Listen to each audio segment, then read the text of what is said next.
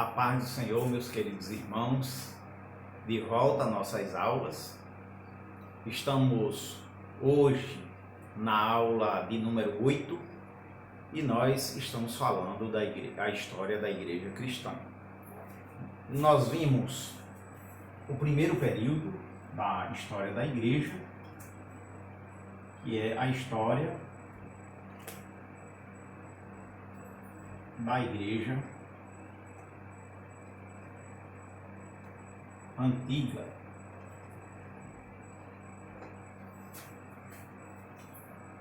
E nesse período da história da igreja antiga, que vai do ano 30 a 590 de nossos dias, nós vimos a primeira parte, que foi a igreja apostólica,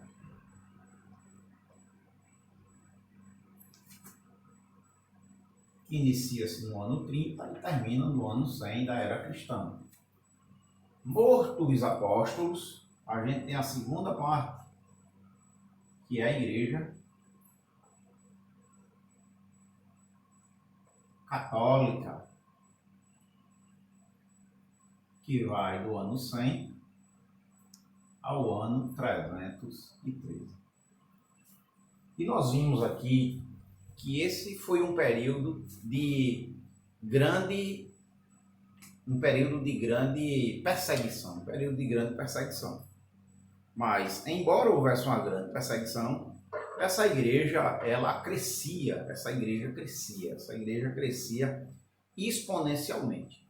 O sangue dos mártires, ele era como semente no chão, e a igreja crescia em número e em espiritualidade.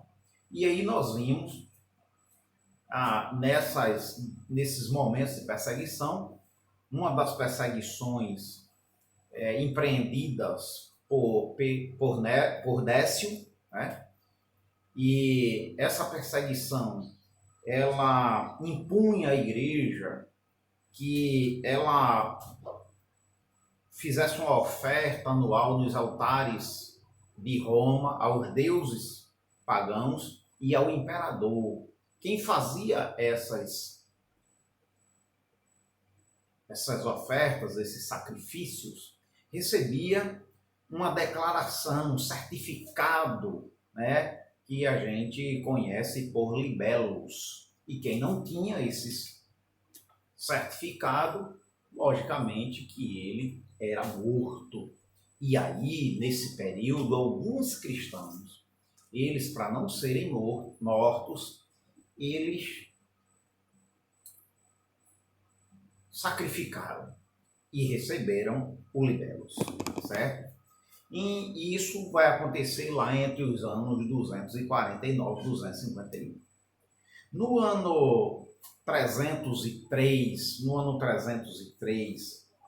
levanta-se Diocleciano, né? Diocleciano, que empreendeu, ao meu ver, penso que a maior perseguição à igreja cristã de todos os tempos. Ele decreta o fim das reuniões cristãs, a destruição dos templos das igrejas, a deposição dos oficiais, e ele mandou destruir as escrituras, isso lá no ano 303 de nossa era. Muitos cristãos, eles entregaram essas escrituras para serem destruídas. Eles entregaram essas escrituras. E, obviamente, depois disso, ele vai mandar que os cristãos sacrificassem aos deuses, e a esse tempo as masmorras, as cadeias, elas estavam todas cheias de cristãos, de líderes principalmente, sobretudo cristão. E quando esse homem morre, ele é deposto, levanta-se Galério. E Galério continua ainda com a perseguição, mas muito suave, mas no dia da sua morte, ele assina um edito e torna o Império Romano tolerante à religião cristã. Acaba-se ali as perseguições e as mortes. E é interessante porque quando a gente estuda e a gente vê, assim, muito por alto, a gente sempre atribui o final da perseguição ao ano 313 com o Edito de Milão, de Constantino. Daqui a pouco a gente vai falar sobre isso. Mas não foi realmente Constantino que acabou com a perseguição, foi Galério 2 anos antes, quando ele torna o Estado romano tolerante à religião cristã. No ano 313, Constantino, que era filho de Constâncio, um militar de alta posição do Império Romano, e de uma mulher chamada Helena, uma cristã muito bela. Esse homem, ele vai para a guerra, e quando ele se viu debilitado e a ponto de perder, ele viu no céu um sinal de uma cruz e de algumas letras da palavra Cristo, que formava uma cruz no céu, e ele ouviu uma voz dizendo: por este sinal vencerás. Ele vai para essa guerra, ele é vencedor nessa guerra, e ele ali depois, no ano 313, ele publica o Edito de Milão, não tornando a religião cristã tolerante. Quem fez isso foi Galério, mas concedendo liberdade de culto aos cristãos. E aí, realmente, aí acaba todo tipo de perseguição e a igreja começa a passar dias mais tranquilos. Mas aí ficaram alguns problemas desse período da perseguição. O que fazer? O que fazer com os cristãos que sacrificaram no altar para não morrer, que entregaram as Bíblias, e agora arrependido, e por ter agora uma liberdade, volta para a igreja novamente. Volta para a igreja.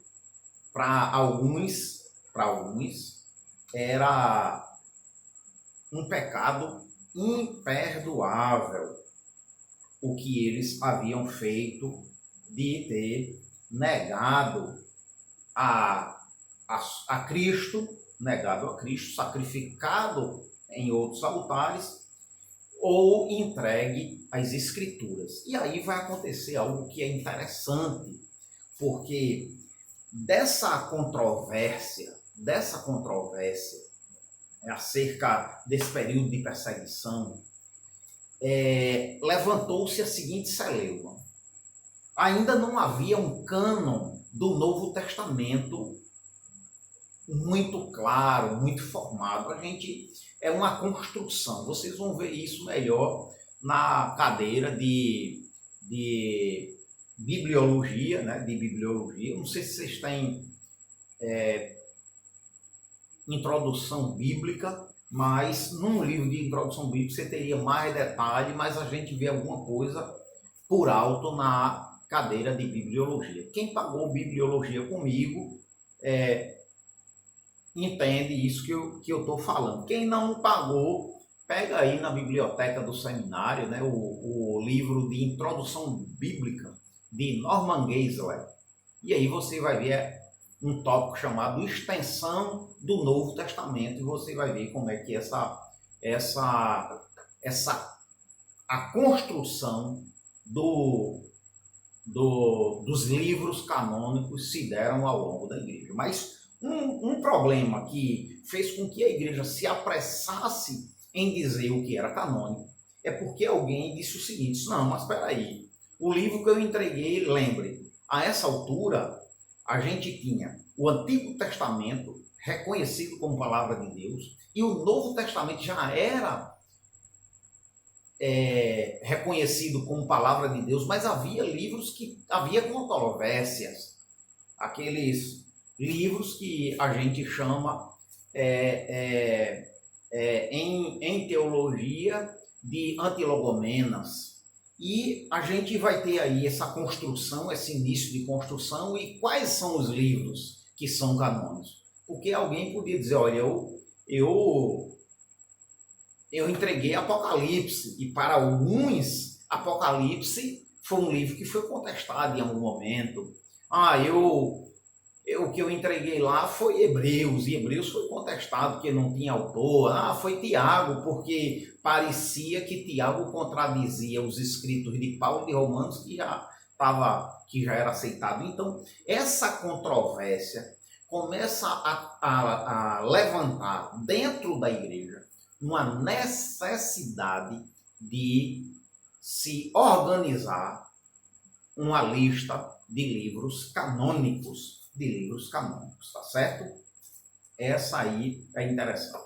Como é que esse período aqui ele vai terminar? Ele vai terminar exatamente com o marco para o final desse período da Igreja Católica é exatamente o Edito de Milão, publicado por Constantino. E aí a gente vai ter, letra C, a Igreja Imperial. A Igreja Imperial, que vai do 313 a 590. Era uma igreja, por que chamada de Igreja Imperial? Porque era uma igreja que agora já não era perseguida, mas ela já quase que fazia parte do Império Romano, tá certo? Houve alguns problemas dentro dessa igreja de rachas, mas que foram problemas que foram solucionados. Logo mais a gente vai ver isso. Porque agora, e eu vou apagar aqui,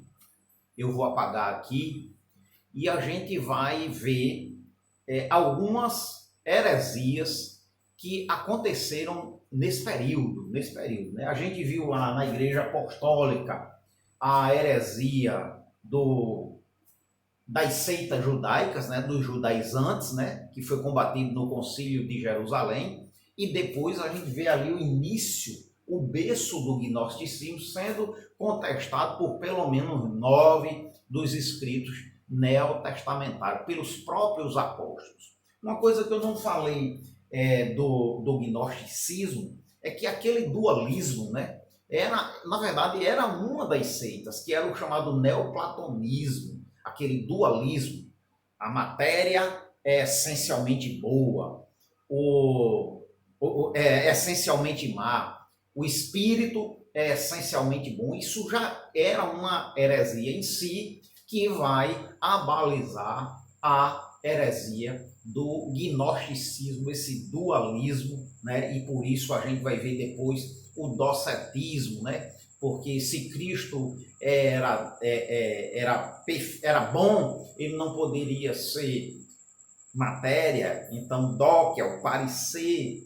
E aí Jesus, eu tenho repetido isso aqui nas nossas aulas, então Jesus não tinha um corpo físico, mas parecia que tinha, né, um corpo físico. Tudo isso abalizado por esse dualismo que nasce no neoplatonismo, que era bastante difundido na igreja cristã daqueles dias, ok?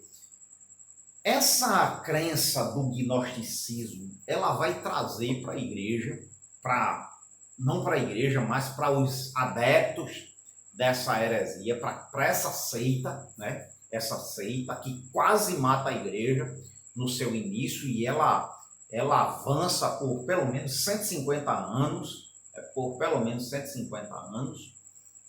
ela vai levar o povo, esse dualismo vai levar o povo a duas práticas. ou levava o povo ao ascetismo, que é a abstinência total das coisas carnais, inclusive havia aqueles que exaltavam o celibato, eu sou solteiro, como se isso fosse algo espiritual e essa pessoa estivesse mais voltado para o Logos, para Cristo, enquanto que uma pessoa que era casada não, porque o relacionamento conjugal conferia a ele uma certa materialidade e, portanto, ele não estava naquele patamar de espiritualidade. Então, esse ascetismo, que é a abstinência das coisas materiais, ele esteve dentro da igreja como uma prática corriqueira, porque mesmo quando crentes eles tinham uma doutrina certa, eles não eram adeptos do gnosticismo, mas eles eram influenciados pelo gnosticismo e, infelizmente, meus queridos irmãos, ainda hoje a gente vê traços desse gnosticismo. Crente que, depois de um relacionamento conjugal, ele vai orar pedindo perdão a Deus. Enquanto a Bíblia diz que quem casa não peca. E o que faz consumar o casamento é exatamente a conjunção carnal entre os nubentes, tá certo? No outro lado, né, tinha o crente que pendia para o ascetismo, eu vou escrever aqui só para vocês saberem como é que se escreve a palavra. Tinha um outro lado que ia para libertinagem. Esses daqui se abstinham de todas as práticas para se tornar espiritual e, portanto, bom. Esse aqui pensava o seguinte: olha, já que a carne ela é má mesmo e eu estou na carne, então vamos botar para quebrar, vamos arrebentar aí. E aí essas pessoas viviam numa libertinagem total, se promiscuindo, e é por isso que João, quando vai bater no gnosticismo, a gente falou isso aqui na outra aula, e ele vai falar, ele vai trazer muito esses elementos de carnalidade, de quem está em Cristo, nova criatura essa coisa todinha combatendo exatamente essa ideia libertina do gnosticismo. E a gente falou, né, daquele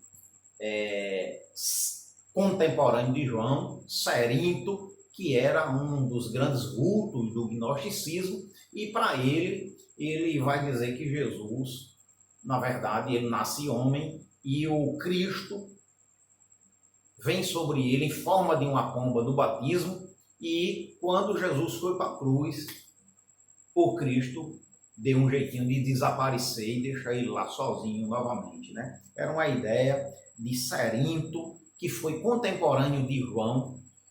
Ele era da cidade de Éfeso, e lembrem que João foi pastor na igreja de Éfeso por muitos anos. Então, por isso, essa ênfase nas cartas joaninas para contestar as ideias do gnosticismo, tá certo?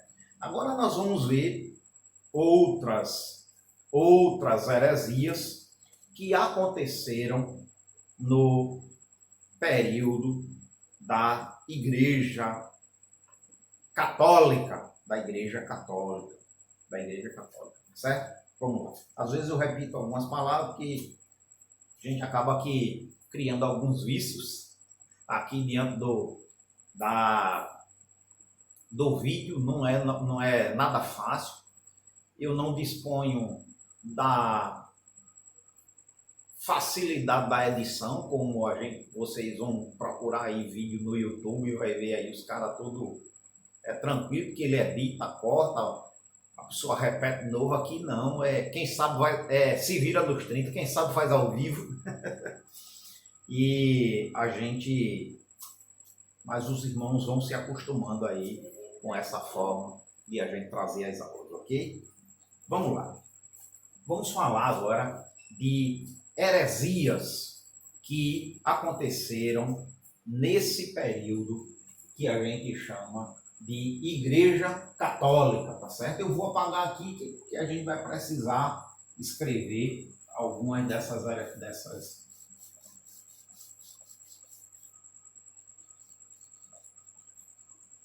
Mas aí vocês só é pausar o vídeo e escrever rapidamente, depois vocês voltam novamente e botam aí o vídeo para rodar novamente, tá certo? Primeira heresia que eu queria destacar aqui é o maniqueísmo.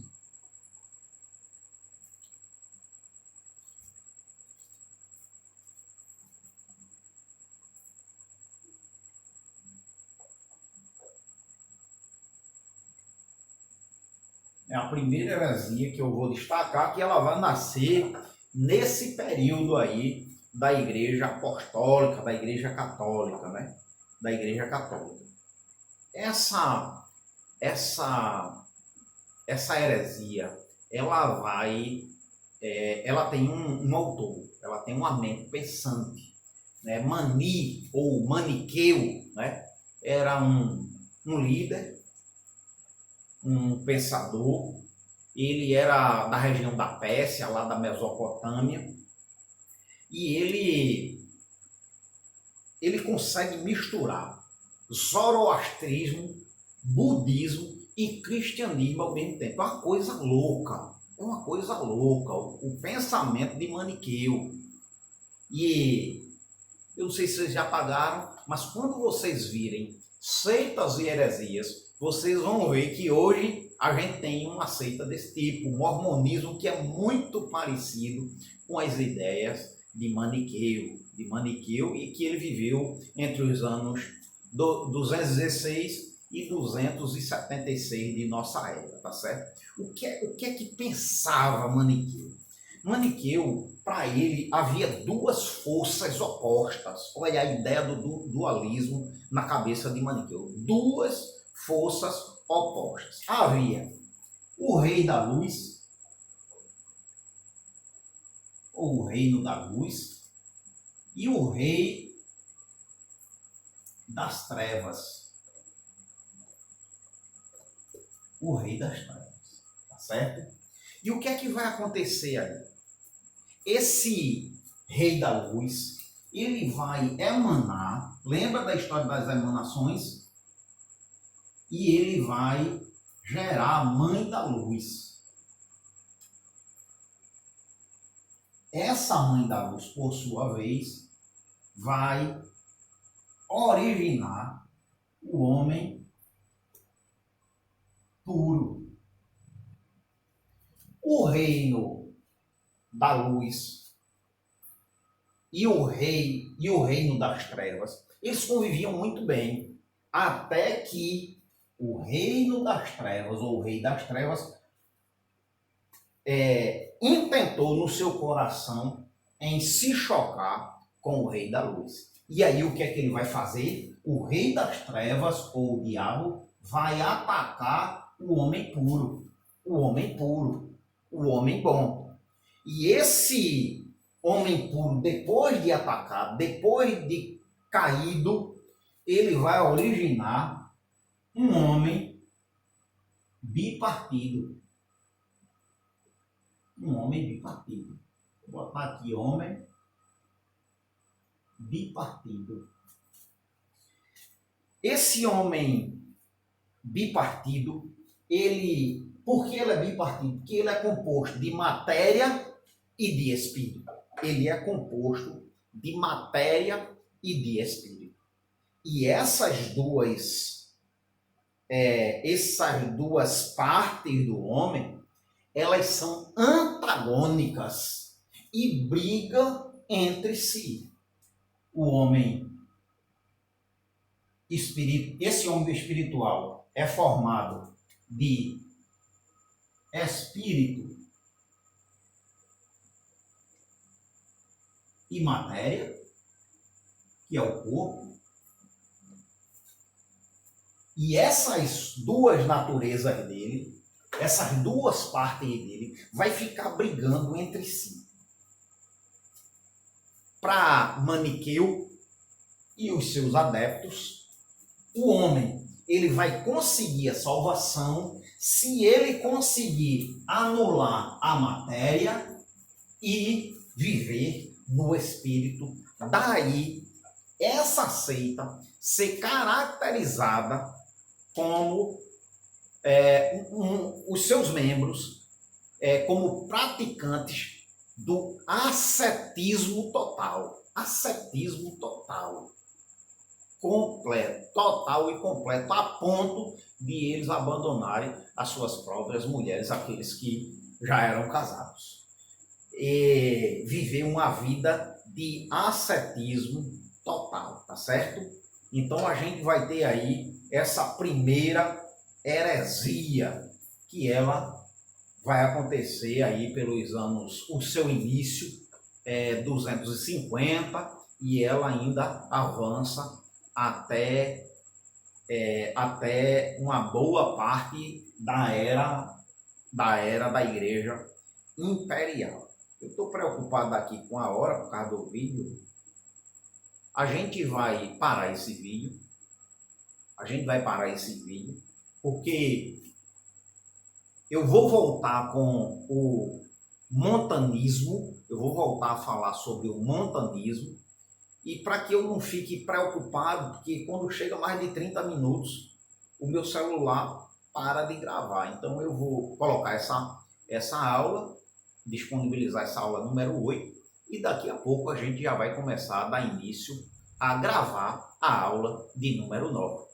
Até daqui a pouco, se assim o Senhor nos permitir.